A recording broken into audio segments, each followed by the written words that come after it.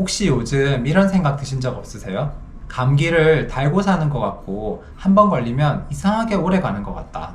예전엔 하루 자고 나면 괜찮았었는데 요즘은 며칠이 지나도 개운하지가 않다. 여기저기 조금씩 불편한 데가 생겼는데 딱히 병원 가서 뭔가 이상하다고 나오는 것도 아니고 이유 없이 좀 아프고 어디 다친 것도 아닌데 이상하게 잘 낫지도 않고 몸이 예전 같지 않다는 걸 느끼는데 어디서부터 어떻게 챙겨야 될지를 잘 모르겠다.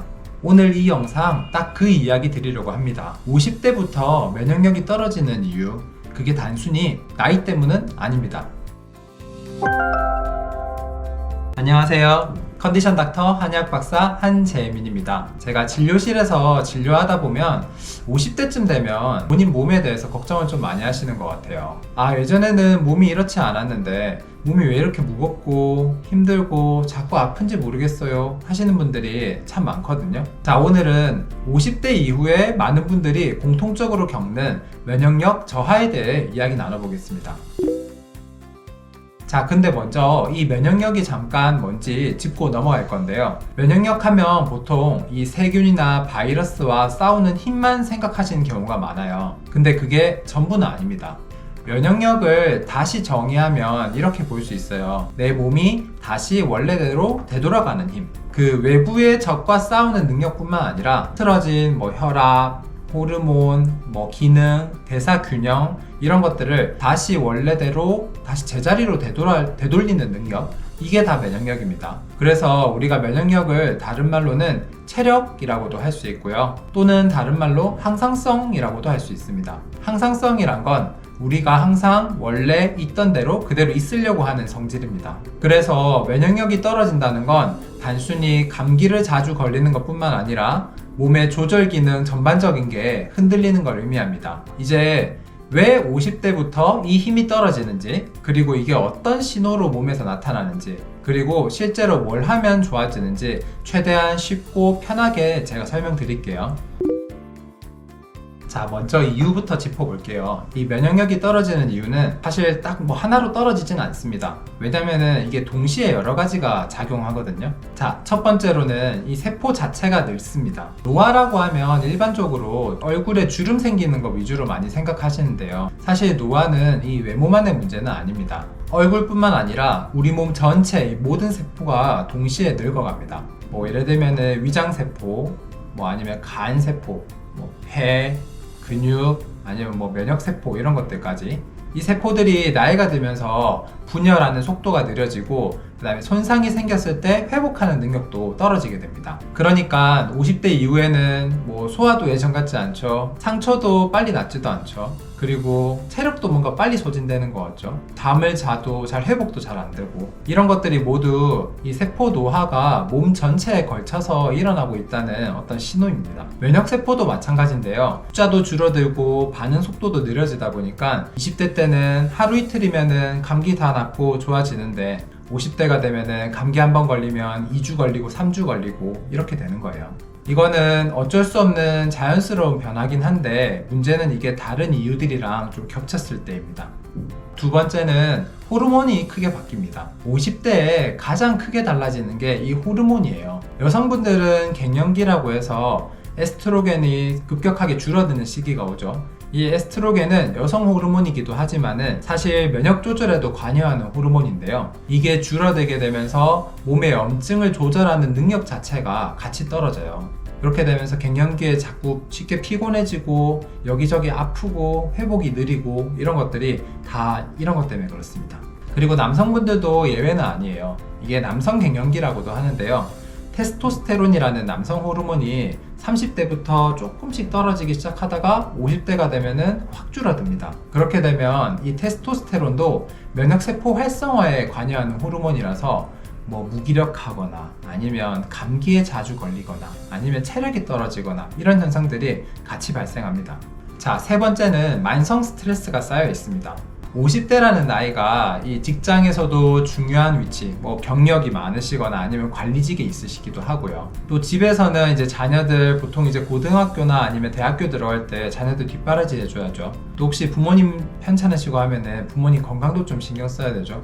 이 걱정이 좀 겹치는 시기입니다. 사람이 스트레스를 받으면 우리 몸에서는 이 코르티졸이라는 호르몬이 나오는데요. 이 코르티졸이 단기적으로는 몸을 긴장을 시키지만은 단기간 지속이 되면은 이 면역 세포의 활동을 억제를 시킵니다. 그러니까 이 스트레스가 만성화되면 구조적으로 면역력이 떨어질 수밖에 없는 거예요. 자, 네 번째는 영양 흡수 저하의 문제가 있습니다. 50대가 되면 소화 기능이 젊을 때보다 더 많이 떨어지게 돼요. 그러면 이제 위산도 줄고 장의 움직임도 줄고 같은 음식을 먹어도 흡수가 되는 영양소의 양이 달라지게 됩니다.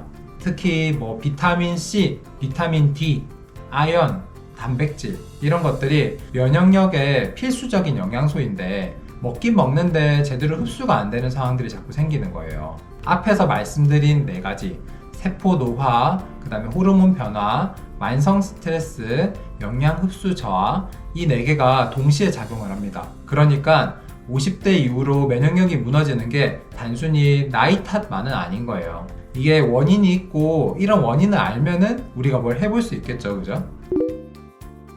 자, 그러면 면역력이 떨어지고 있다는 걸 몸이 어떻게 표현하는지 우리 한번 살펴보겠습니다. 지금 제가 말씀드리는 항목들 내가 해당되는 게 있는지 한번 확인해 보세요. 자, 첫 번째, 감기가 1년에 3번 이상 걸리고 한 번 걸리면 2주 이상은 간다.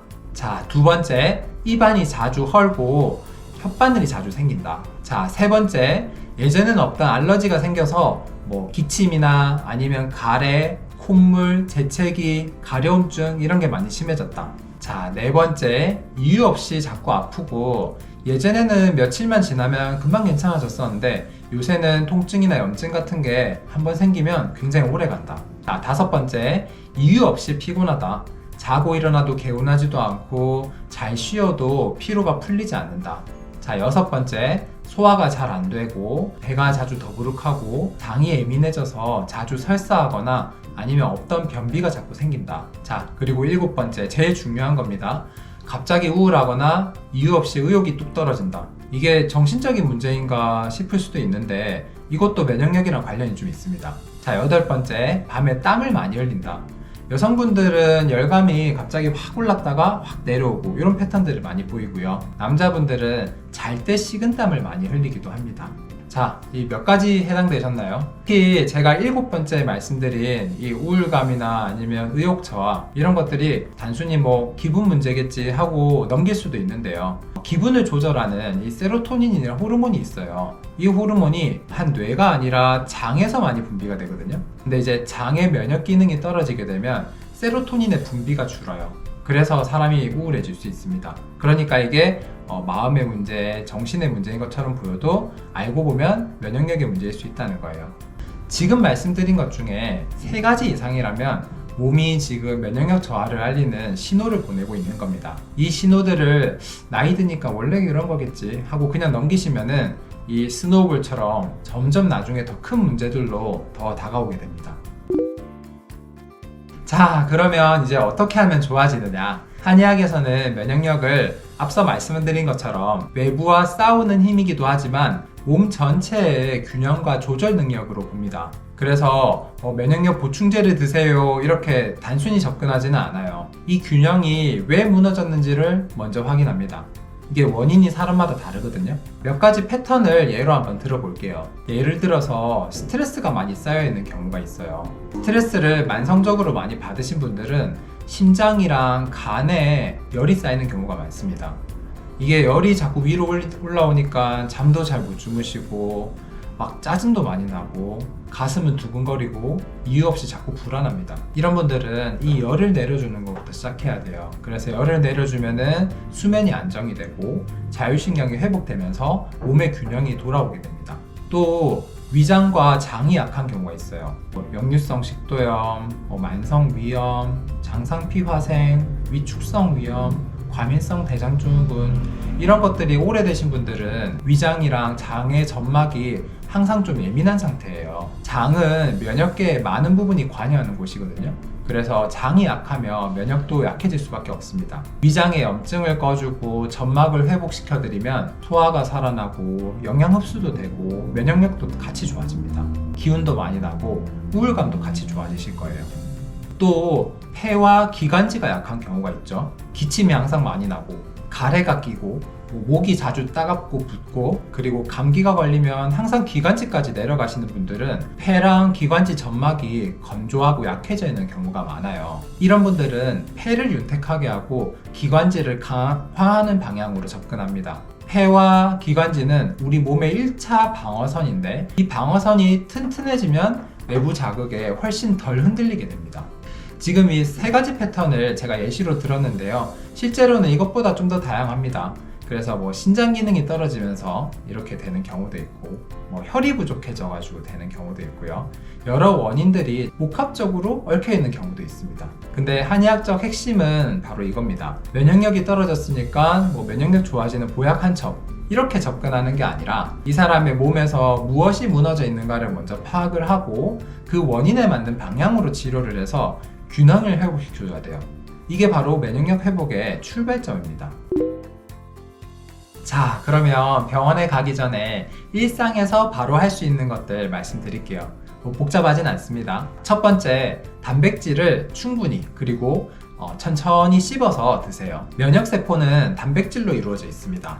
근데 이제 단백질이 부족하면 우리 몸에서 면역세포를 만들어낼 재료 자체가 없는 거예요. 50대 이후로는 근육도 줄고 그리고 단백질 흡수도 느려지기 때문에 젊을 때보다 조금 더 신경 써서 단백질을 드셔주셔야 됩니다.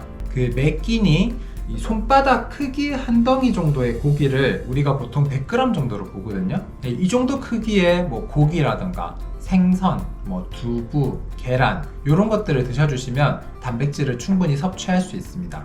그리고 한 가지 더, 천천히 잘 씹어서 드세요. 우리 침 속에는 면역 성분들이 들어있는데요. 이 침과 음식이 잘 섞여서 넘어가야지 소화도 잘 되고 그리고 외부 물질에 대한 어떤 1차 면역 방어도 잘 작동하거든요. 근데 이걸 급하게 삼키게 되면은 이 방어선을 그냥 한번 건너뛰는 거라고 생각하시면 됩니다. 두 번째, 햇빛을 하루에 30분은 꼭 쐬세요. 비타민 D는 면역 조절에 결정적인 역할을 합니다. 근데 이제 한국인들, 특히 이제 저도 그렇지만 이 실내에서 주로 일하시는 분들은 대부분 비타민 D 부족 상태예요. 비타민 D 영양제를 먹는 것도 방법인데요. 제일 좋은 거는 햇빛을 쐬는 겁니다.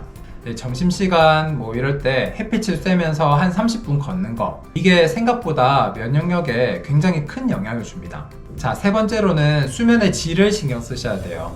면역세포는 자는 동안 가장 활발하게 활동하는데요. 특히 밤 11시부터 새벽 2시 사이에 활발하다고 합니다. 그래서 몇 시간을 잤는지도 물론 중요하지만 언제 잠들었냐가 더 중요해요. 되도록이면 11시 이전에 잠드시고 자기 전에 핸드폰 많이 하지 마세요.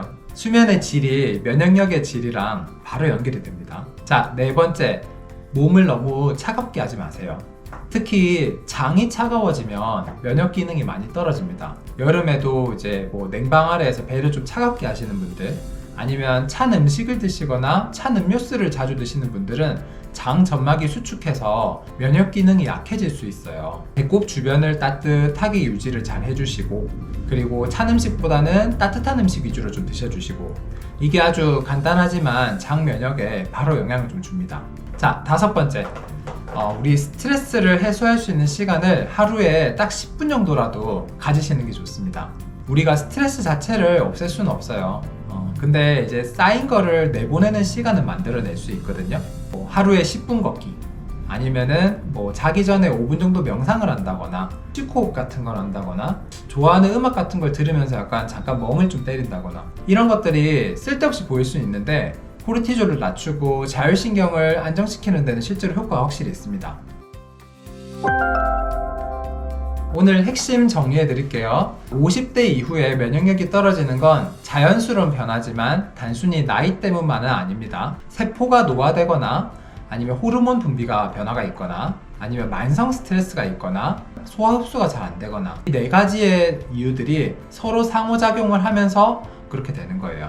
그리고 감기를 자주 하거나 뭐 구내염이 있거나 아니면 피곤하거나 아니면 소화가 잘 안 되거나 밤에 땀을 많이 흘리거나 이런 신호들을 그냥 나이 탓으로 넘기시면 안 됩니다.